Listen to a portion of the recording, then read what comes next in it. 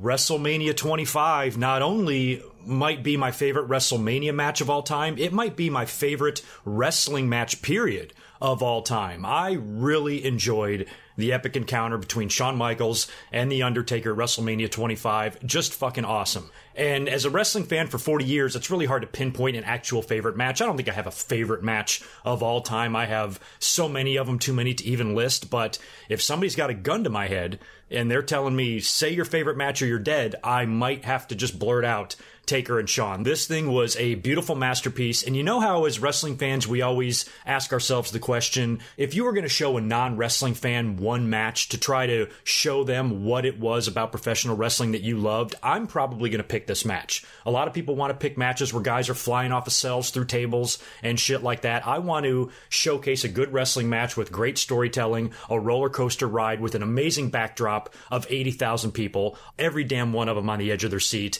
And it was fucking perfect. I mean, almost perfect. We had quite a scary botch, but for the most part, I just really love this match, and it's up there with one of my favorites ever. So, of course, Undertaker puts his streak on the line again, this time against Shawn Michaels, and we were well beyond the point where the streak was now a major part of WrestleMania. You know, I felt like that happened several years back, so every year it's like, who's Taker going to face this year? Who's going to challenge the streak this time around? And now it landed on Shawn Michaels, and I love the entrances. The whole damn presentation of this thing was amazing. The way Shawn kind of levitated down, you know, from the heavens wearing all white, and then The Undertaker came up through the depths of hell wearing all black. Fucking great. And then the match we knew was going to be good. I mean, it's Shawn Michaels and The Undertaker. I was expecting a classic here, but I had no idea that these guys might put on the best match that I've ever fucking seen in my life. And that's just a personal opinion. You know, I'm not saying these guys are Ricochet and Ospreay in there, okay? It's just a matter of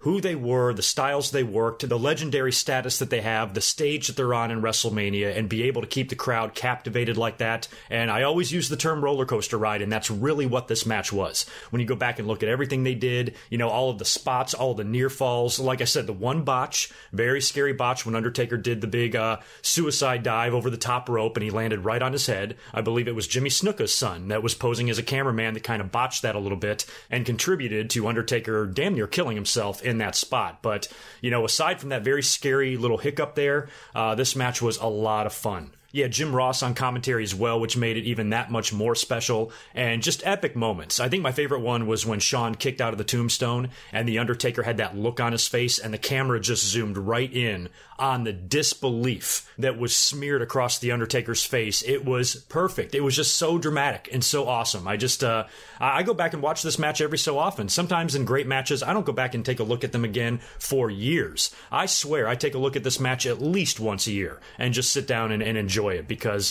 it was that special to me. And like I said, that's just an opinion, so you don't have to freak out in the comments or anything like that. Oh, New Japan puts on better matches than that. That's not what I'm talking about. I'm talking about the overall entire presentation. Two icons, silver anniversary of WrestleMania, 80,000 people.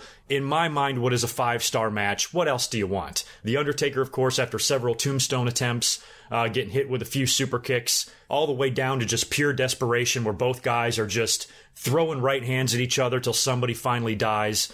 Shawn goes for one last-ditch attempt at the very end, moonsault from the top rope, and as he moonsaults the Undertaker, Undertaker catches him in perfect tombstone position and nails him with one more very emphatic tombstone and finally gets the pin and beats Shawn Michaels in.